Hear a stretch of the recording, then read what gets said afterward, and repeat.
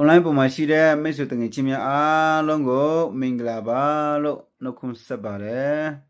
ကျွန်တော်ကိုလီစုစကားလေ့လာချင်ပါတယ်မြန်မာလူနဲ့တွေ့ပြီးမှလေ့လာချင်ပါတယ်လို့တောင်းဆိုထားတဲ့လူတချို့ရှိတော့ကြောင့်ဒီနေ့မှာကျွန်တော်နဲ့အတူလီစုစကားတချို့ကို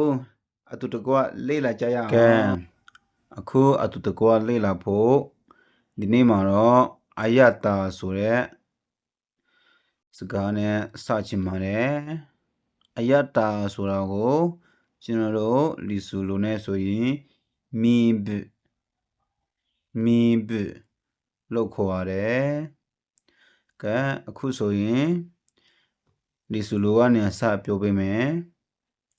ချဲလို့ချိုဒီချဲလို့ချိုဒီခါလို့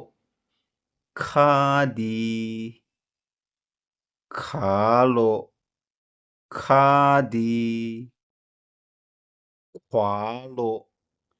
ငန်ဒီခွာလို့ငန်ဒီကျွဲလို့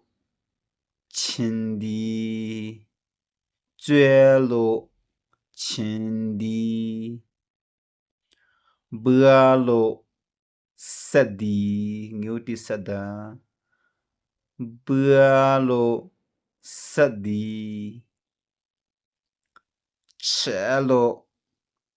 ဖန်ဒီချဲလို့ဖန်ဒီအယတနဲ့ပတ်သက်တာကအီးမြန်းလို့ဖြစ်ပါတယ်ကျွန်တော်တို့အစကနေတစ်ခေါက်ပြန်လေ့လာကြည့်ရအောင်မီဘအယတာချဲလို့ချိုဒီခါလို့ခါဒီခွာလို့ငန်ဒီခွာလို့ဆိုတာကတချို့လူတွေအတုံးပြည့်တဲ့နေရာမှာမားလေးမားထားရှိတဲ့နေရာရှိတယ်ခါအယတာကိုလည်းခွာလို့ပြောတဲ့လူရှိတယ်ခွာလို့ဆိုတာကတော့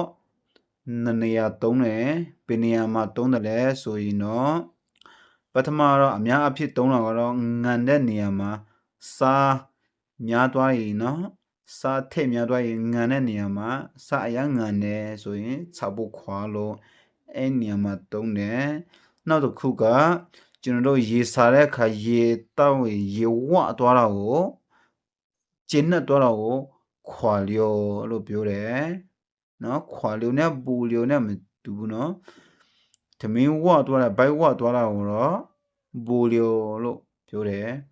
ဒါကြောင့်ခွာလို့ဆိုတာကနေရာပဲသုံးတယ်ခါတဲ့နေရာမှာကတော့ခွာလို့မပြောဘူးခွာလို့ငန်ဒီကျွဲလို့ချင်းဒီဘွာလို့ဆက်ဒီဒီနေရာမှာရောတချို့လူတွေအတုံးတော့မတူတာတွေရှိတယ်နော်အတုံးဘွာလို့ဆိုတဲ့နေရာမှာတချို့လူဆိုပြာလို့လေးပြောတယ်တချို့တော့ဘာလို့လေးပြောတယ်အဲ့ဒါတော့မားပါတယ်နော်ပြာလို့ဆိုတာကတော့ပျက်စီးသွားတာကိုပြောတာနော်အရာဥထုတမျိုးမျိုးပစ္စည်းတမျိုးမျိုးပျက်စီးသွားတာကိုပြောတာဖြစ်ပါတယ်နောက်ပြီးဘာလို့ဆိုတာကနေတာရတာကိုပြောတာရာဒီဥထုတာရတာကိုနေတာတာကိုပြောတာဖြစ်ပါတယ်အဲ့ဒါဆိုရင်စက်တာကဘူယာလို့ပြောပါတယ်ဘူယာလို့စက်ဒီဟုတ်ပါပြီဒီနေ့တော့အီးမြန်းလို့ဖြစ်ပါတယ်နောက်မှပြန်တွေ့ကြမယ်ဘိုင်ဘိုင်ခွာ